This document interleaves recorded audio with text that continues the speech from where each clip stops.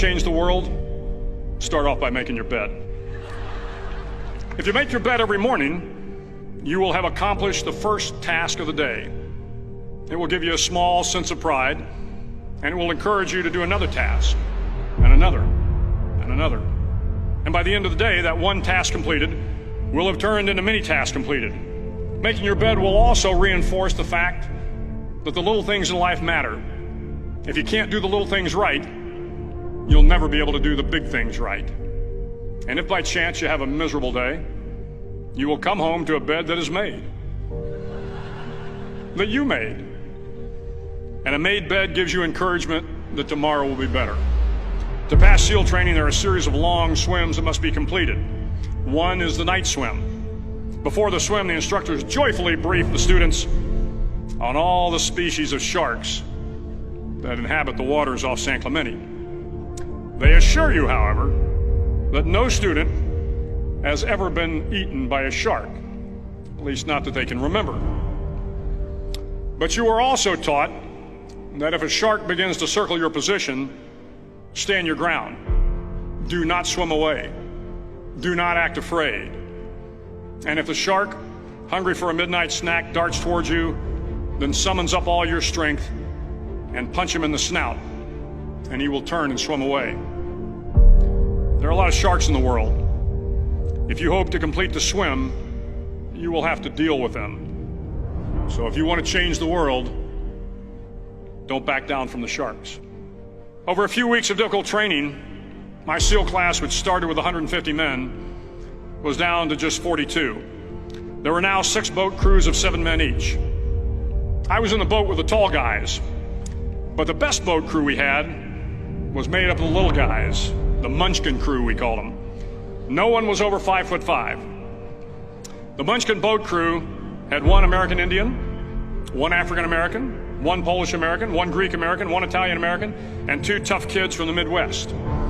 They out-paddled, outran, and outswam all the other boat crews. The big men in the other boat crews would always make good-natured fun of the tiny little flippers the Munchkins put on their tiny little feet prior to every swim. But somehow these little guys from every corner of the nation and the world always had the last laugh, swimming faster than everyone and reaching the shore long before the rest of us. SEAL training was a great equalizer.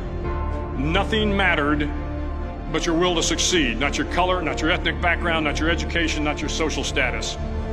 If you want to change the world, measure a person by the size of their heart, not by the size of their flippers. The 9th week of training is referred to as Hell Week. It is 6 days of no sleep, constant physical and mental harassment, and 1 special day at the Mud Flats. The Mud Flats are an area between San Diego and Tijuana where the water runs off and creates the Tijuana Sloughs, a swampy patch of terrain where the mud will engulf you. It is on Wednesday of Hell Week that you paddle down to the Mud Flats and spend the next 15 hours trying to survive the freezing cold, the howling wind, and the incessant pressure to quit from the instructors.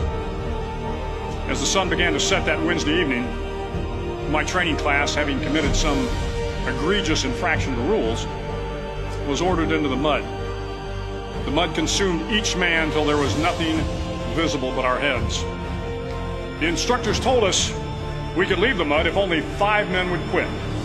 Only 5 men, just 5 men, and we could get out of the oppressive cold. Looking around the mud flat, it was apparent that some students were about to give up. It was still over 8 hours till the sun came up. 8 more hours of bone-chilling cold. The chattering teeth and the shivering moans of the trainees were so loud, it was hard to hear anything. And then one voice began to echo through the night. One voice raised in song. The song was terribly out of tune, but sung with great enthusiasm. One voice became 2, and 2 became 3, and before long, everyone in the class was singing. The instructors threatened us with more time in the mud if we kept up the singing, but the singing persisted, and somehow the mud seemed a little warmer, and the wind a little tamer, and the dawn not so far away. If I have learned anything in my time traveling the world, it is the power of hope. The power of one person, a Washington, a Lincoln, King, Mandela, and even a young girl from Pakistan, Malala. One person can change the world by giving people hope. So if you want to change the world, start each day with a task completed. Find someone to help you through life. Respect everyone. Know that life is not fair and that you will fail often. But if you take some risks, step up when the times are the toughest, face down the bullies, lift up the downtrodden, and never ever give up. If you do these things, the next generation and the generations that follow will live in a world far better than the one we have today. And what started here will indeed have changed the world for the better.